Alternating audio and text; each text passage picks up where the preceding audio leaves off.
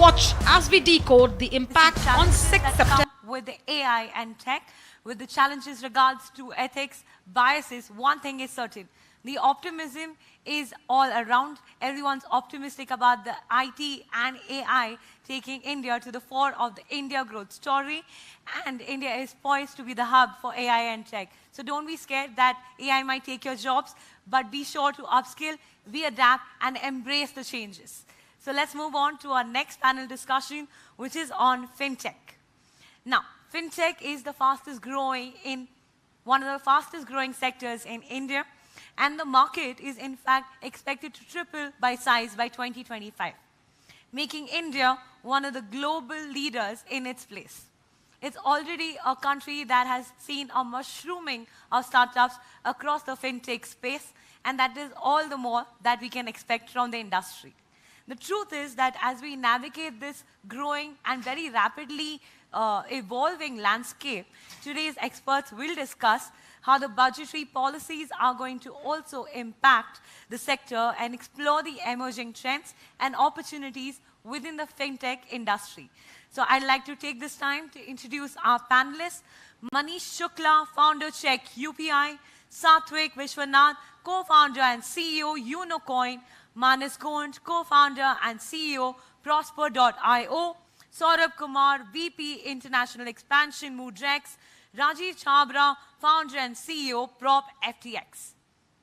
And this session will be moderated by Suyesha Sawant, Deputy News Editor at Republic TV. Suyesha, over to you. Thank you so much, Priyanka, and a very good evening to all of you. Thank you for joining us today. I hope we are all settled. And I personally believe we are in very interesting times. And the rate at which fintech is growing, aiding the financial sector, it is more than imperative that we have this conversation. So Rajiv, I'd like to begin with you to understand that the Union Budget 2024 has provided a huge boost to the fintech sector. But as industry players, how would you describe the key areas where fintech can help the Indian economy grow, and also the support that you expect from the government to ensure that the fintech ecosystem thrives? First of all, I must thank the government for a wonderful budget, I would say. The budget, why I say wonderful, was because they have created a lot of opportunities in the fintech space.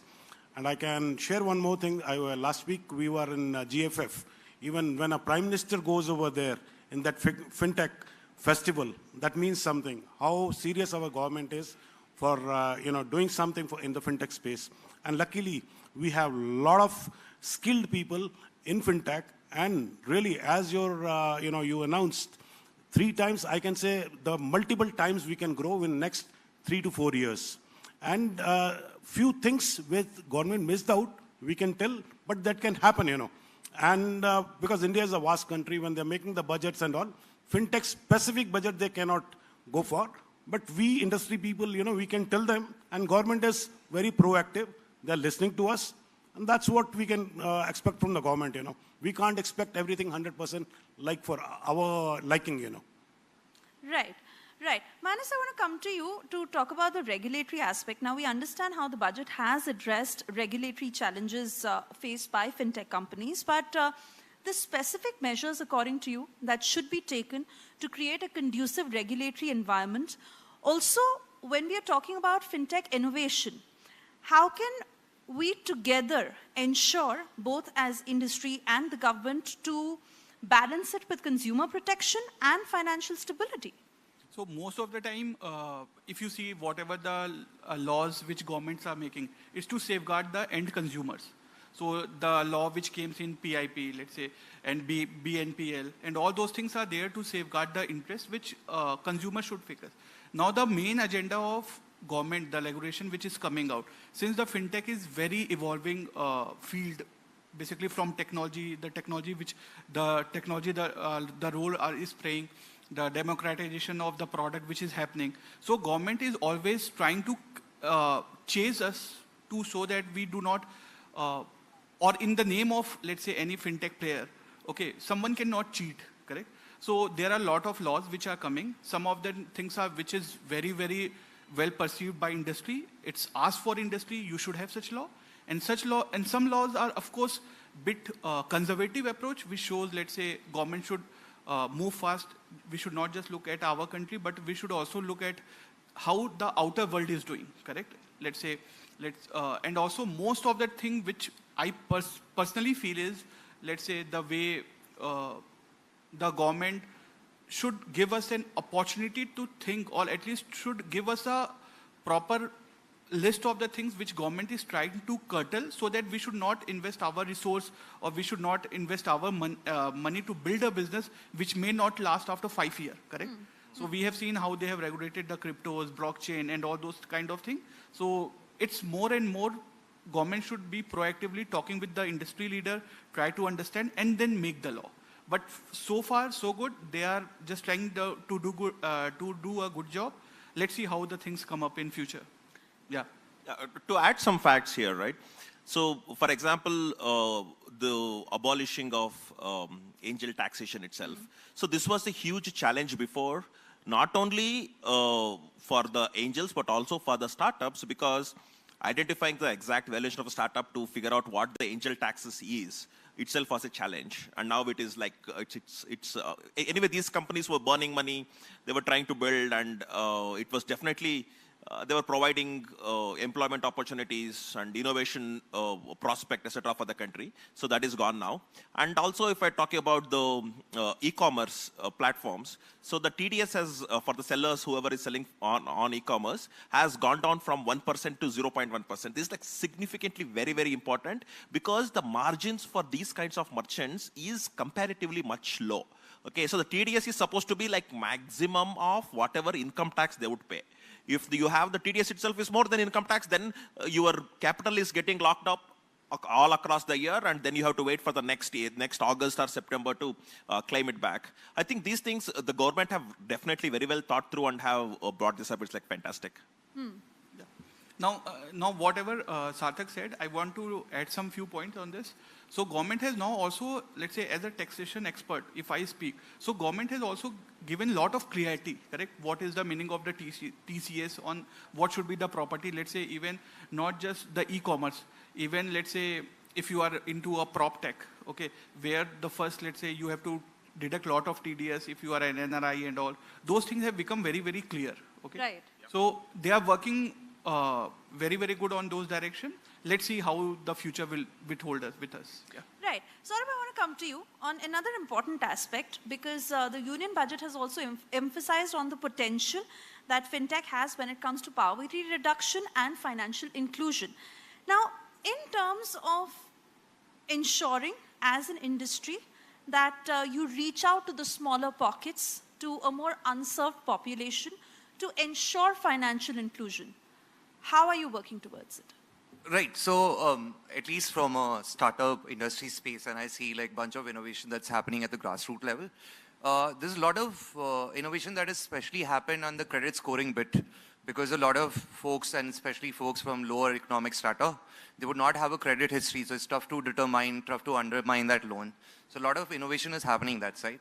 Also from a distribution perspective, what could be a collateral, what could be an asset that is considered for that person, and how can we sort of underwrite that and provide a loan, a micro loan that can be enabled for a lot of folks, which could be based on daily needs, could be based on monthly needs. So a roadside retailer who currently borrows that money from, let's say, a big agent right now, pays like a monthly tax of interest of 3%, goes down all the way to 8-9% annually, right? And that helps a lot of people participate in this economy.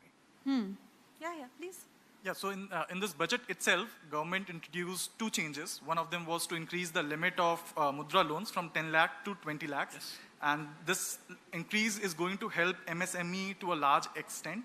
And the second thing is another great opportunity for small vendors. This is called the PM Swanidhi Yojana, where small vendors who do not have the credit history, they can utilize the scheme to get the formal credit from regulated banks and other entities. This is going to largely get them, this is going to include them into the regulated financial space.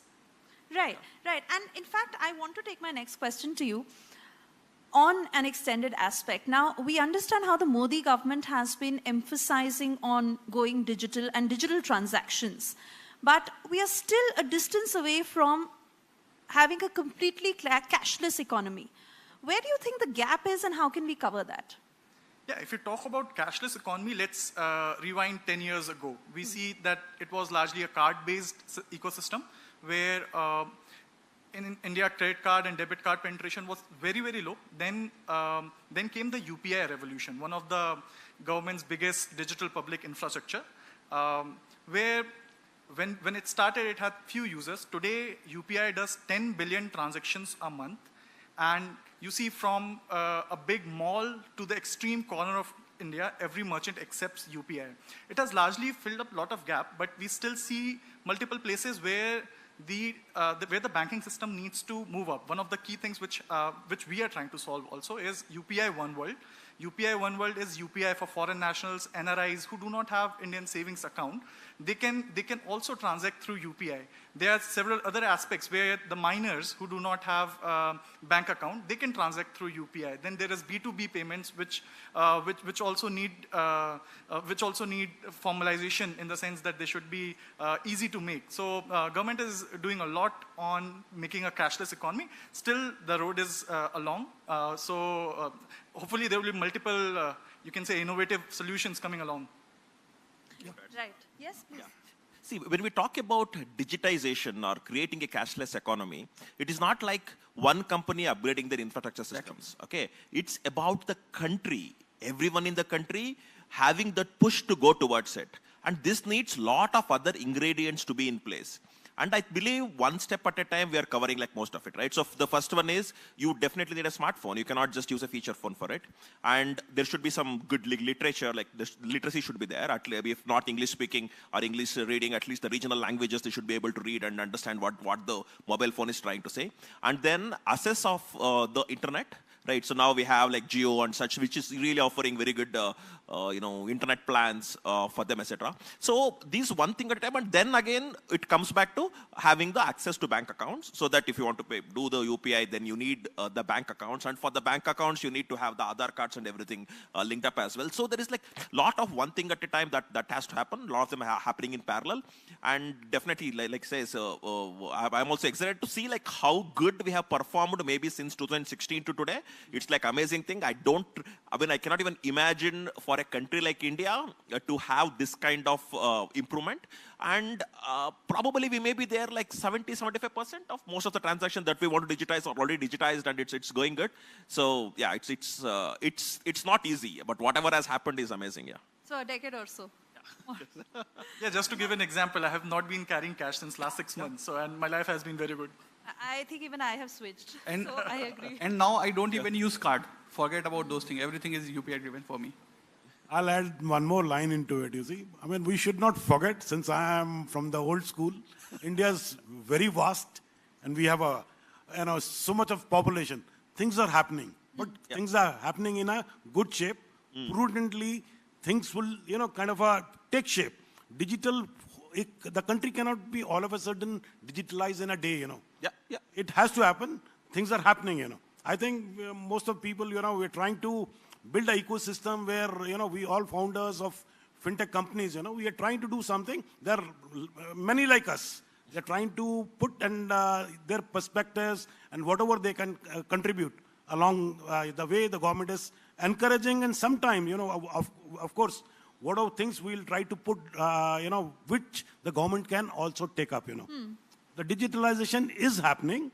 It is, again, not happening at a pace, too much of pace. It was happening, it took up pace from last 4 years. Now it is, plateauing. But it will happen, It's happening. And again, it's really about reaching into the smaller pockets. Exactly. That was the point, Rajiv, I want to come to you on the next point. Now, the union budget has acknowledged the potential of blockchain technology, but we understand that it is still a space that continues to be explored. Now, in terms of specific applications that can benefit India and also addressing the challenges and risks, where do we stand? Wonderful. That is a topic I love. When I was in my job, when I wanted to leave, do a startup, I told you, whenever you come in Bangalore, you get that bug of doing your own startup, So that bug, hit me also. Well, first thing was, which attracted me was blockchain, Blockchain, people have a small wrong notion, They always think blockchain and crypto together. But crypto and blockchain are way, apart. Blockchain is a decentralized ledger, I must tell everybody, It's a ledger world over. Decentralized means everybody can have an access, can have a look, not access, per se, but they are transparent, but all transactions are encrypted. Both are, diversive, but in blockchain, both the things can happen, Right. But if you say there are some issues with blockchain, yeah, crypto things happened, People were not able to understand. People thought it is just, only for investment they took it. Fine, cryptography is a big thing. If at all somebody goes for a use case, one of the smartest person out of India in this fintech or other tech space, Mr. Nandan Nilekani, he was there last week in GFF in Mumbai. He talked about tokenization. Tokenization is going to take the world, at a different league. That's what was my point. I wanted to tell our government, we need to take a leap. We need to stand where the world is going. Tokenization is going to happen. Now, I can tell your viewers also, they can just Google a word called RWA. That is called real world assets. All assets are notional unless and until we put value to it. The value, whenever they are valued, they should be also able to be bifurcated. The tokenization can go, maybe you can tokenize anything, divide by 100 or 1,000,000. So you will have a value for it, And technology or fintech will make it very easy, and blockchain is one technology which makes it very easy. I think my friend can also, put his point over there, and even both of them can, take it further, They have some use case, I have a use case. So we are using it as a first layer where all smart contracts are put over there. So any transaction in our real estate trade can be checked. Right. Even the history of the documents can also be checked. We don't have to go far every time to go to a sub-registrar and check our documents. You can get the document details, which are on your blockchain that is in the form of a smart contract. I think, please. Yeah, I would want to touch on the challenges and risks. So, of course, one major challenge is the learning curve that it takes initially. So, as of today, the UX to access blockchain and blockchain technologies is fairly hard. And if you were to go for the decentralized side, it's actually tough to access funds. And the risk also comes from there that now it's even harder to navigate your security. You can click one misclick and you can lose all your funds that are held in one account. Right. So these are things that people should keep in mind while even interacting with such stuff. And also you need to have educated people, educative audience for that, You cannot put Which also as an industry you have to do. No, that's awareness. Yes, Unless and until yes. I think proactive, yes. Yes, even media also can be, what are the positives at least, along with the negatives. You can narrate to the people, you see. Unless until some awareness is there for the masses, will not going to be, please. See, I think when it comes to tokenization, tokenization is not new today, according to me. For example, if you take Infosys, the way they have tokenized is issuing X number of shares. Sure. And that is getting exchanged on, Exactly. Yeah, that's right. Yeah, that's right. Even share is also tokenized. And if you say RBR government, the way they have tokenized the monetary system is by using rupees, right? So at the end, no one can have like lot of systems. They cannot have full of something. It has to be a part of something. If only one person have full of something, then it actually does not have any value, according to others at all, right? So, but then comes the challenges of bringing it into the country like India. Okay, so one obviously is the education, but on the other side also, technology gives lot of opportunities of what all you can do. But the first question that the founders like us get is, can we do it or not? Can we do it in India or not? To what extent it is fine? Do we have any kind of policies and regulations in place? Does it ever come at all in the future? And if not, then what is the fate of this kind of idea? So if these questions do not get answered, there is second layer of questions. Do we have the proper banking support for this? Do we have the proper insurance support for this? So it just keeps on getting bigger and bigger. So I think in India, one big challenge is we don't have proper, very fast adoptive regulations, right? So once they do it, a lot of times it sits like that probably for, we even have some examples which is sitting since 100 years, the rules and regulations. So it has to be like updated. But the way the industry is growing, if you cannot update it to that extent, or at least like half of that speed, then we will continue to lag behind. Only we can see what the rest of the world is doing, lure about it, saying like, okay, there's like fantastic, whatever is happening. Okay, we cannot do it in India, let's wait. How long you wait? Right, so I think we have like sandbox and such where the government is trying to help to some extent where you can experiment, but eventually you have to get it to the masses, you have to get it to the people, right? So for that will only happen when these kinds of regulations are put in place. But when it comes to crypto industry, we were asking for regulation, but they gave us higher taxation than normal, saying that, okay, you are, according to them, we earn a lot of money. So that is not really true. And they gave up with 1% TDS, and that is like extremely high. Whatever was applicable for real estate and such, they gave it here, and people actually transact multiple times a month. And if your capital keeps on getting blocked, then it makes it challenging. Also, so that should be adopted, and it didn't change since 3 years already. It should have changed because the government already have data about like whatever has happened. Okay, if this is obstructing the growth of the industry, then it should be amended, right? So I think that kind of adaptive regulations and policies are required. Yeah. Right, but we also understand. Okay, make your point. Sure.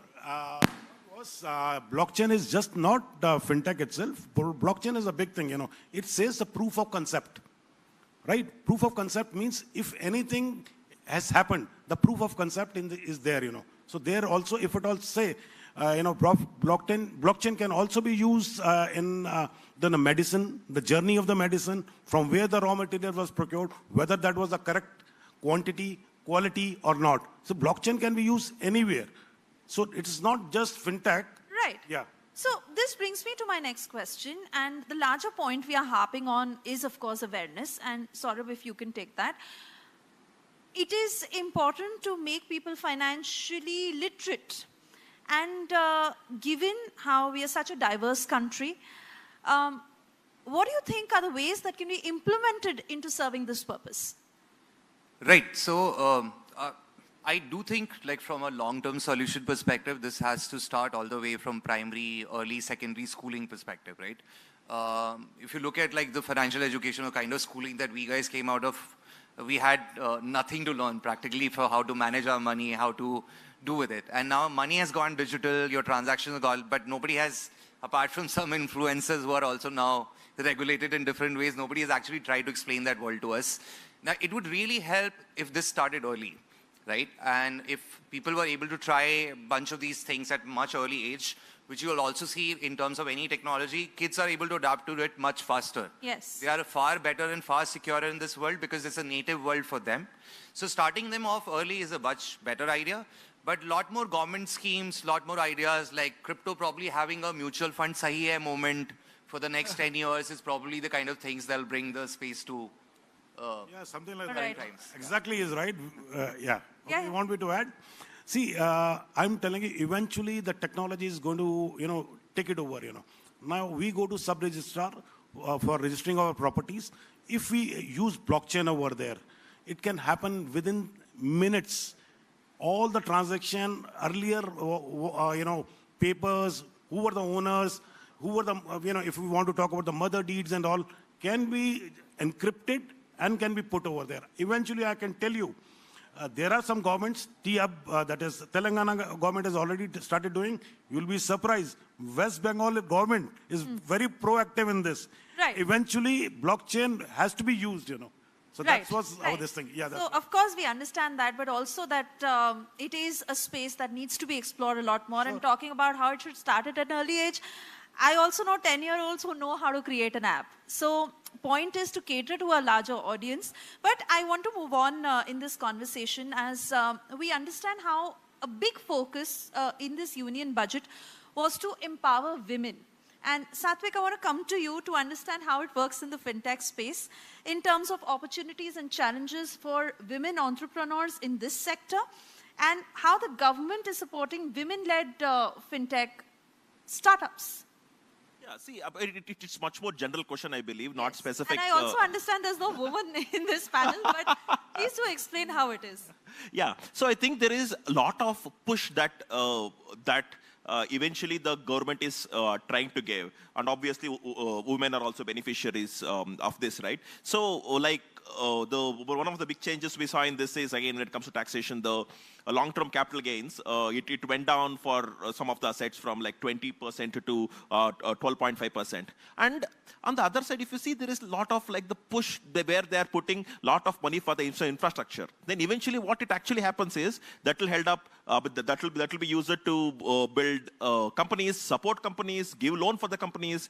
And when you are giving loan for the companies, again, there is another fintech that is evaluating the present situation and then giving the loan for eligible people, and there is a credit guarantee that the government is proposing.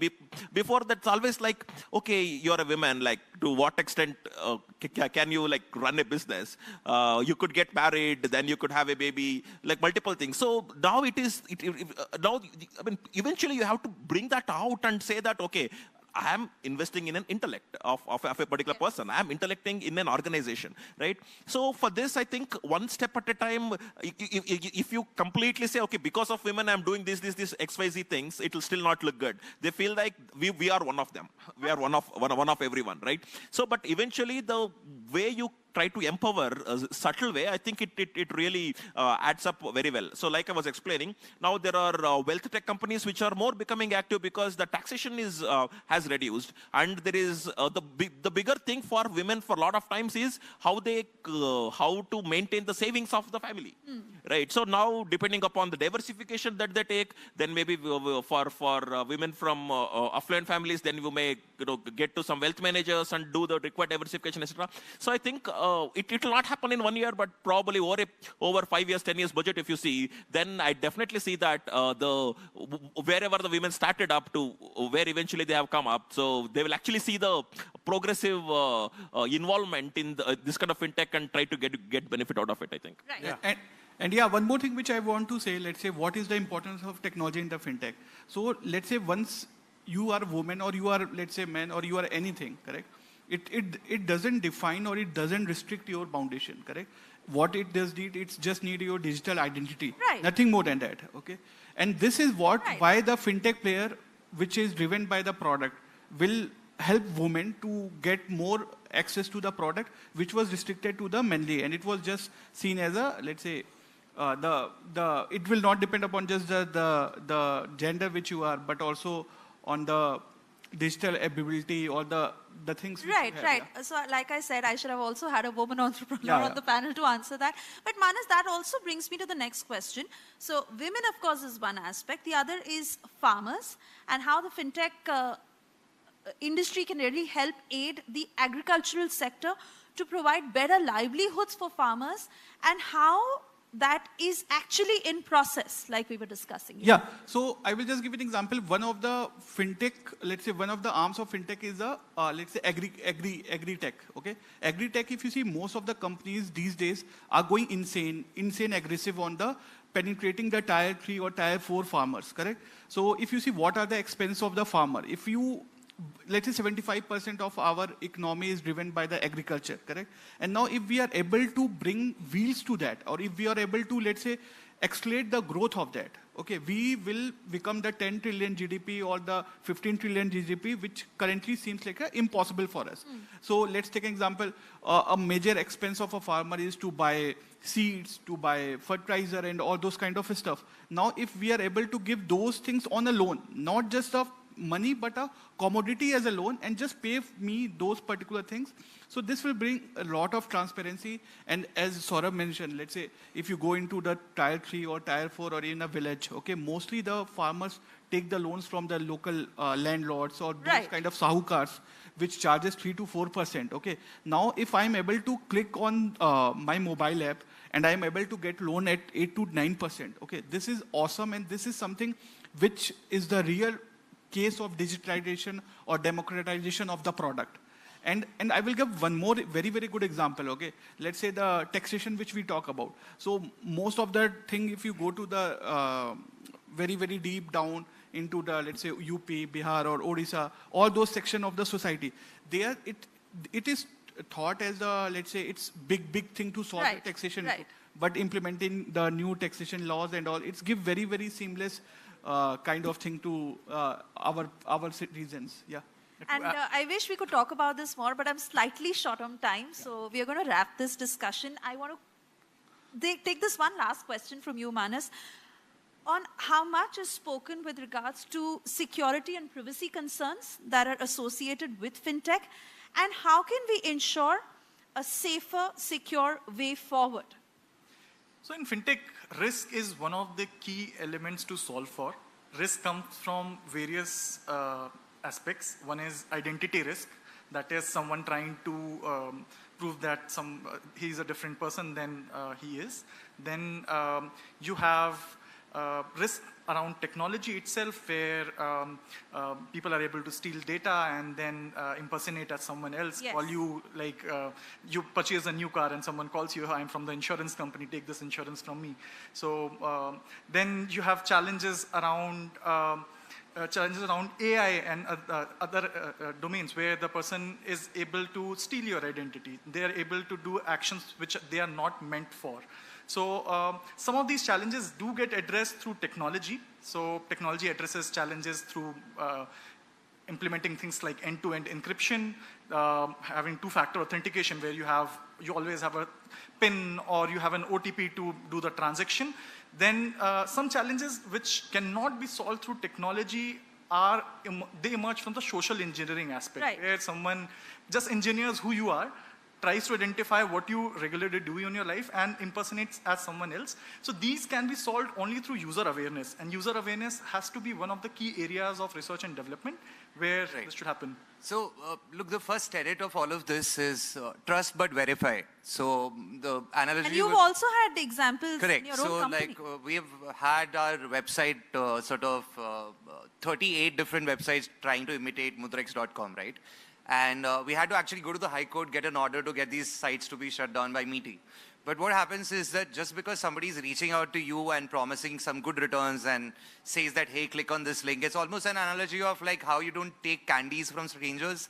Similarly, you don't click on strange links on the internet, and that sort of starts with, you trust but you verify always. All right. Also, I think a lot of it has also to do with people should understand what they should do and what they should not do. Like, so for example, you could just go to a mall, someone is asking you to give your mobile number because they're putting the lucky dip.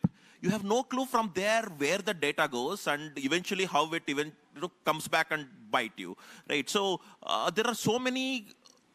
Technology sometimes is also a weapon, right? So initially there used to be like someone calling you, trying to imitate that, okay, I'm so-and-so, and you need to pay that kind of money, this kind of money, or sometimes it used to be blackmail and such. Now we can even use AI technology, or artificial intelligence technology, right, where there actually is no human on the other side. Yeah. And they will be able to do this with 10,000 people at the same time. Okay. So now, given maybe even if they are 0.5% successful or 1% successful, they get paid much more as compared to how much they had to pay those number of people to sit on their side and do the scam. Yeah. That on one side. On the other side, because of the digitization, people are so used to saying, okay, click one button, scan the QR code, send. And if they're getting blackmailed with something, they just will be like so tensed. Okay, I know. If I pay it, then the issue is gone. But before, what it used to happen means, okay, now I have to go to the bank, I have to write a check, do the NEFT payment. So at that time, people at least thought, okay, if a person comes in, the banker, okay, normally you only take 5 or 10 or 20,000 rupees every month for your expenses. Why are you sending 5 lakhs? Then at least it will trick their mind saying that, okay, maybe I should rethink about this. But now everything digitized, everything at the fingertips, they do it, and then they feel like whatever money is sent to the bank account is always safe because there is a KYC on the other side. But that is not actually, that's not actually true. Over here, I'll tell you. With tech, it gives you a hand. You need to be smarter day by day. Yeah. You can't live on your laurels. Literacy. It comes back to the financial literacy. Financial literacy. Right.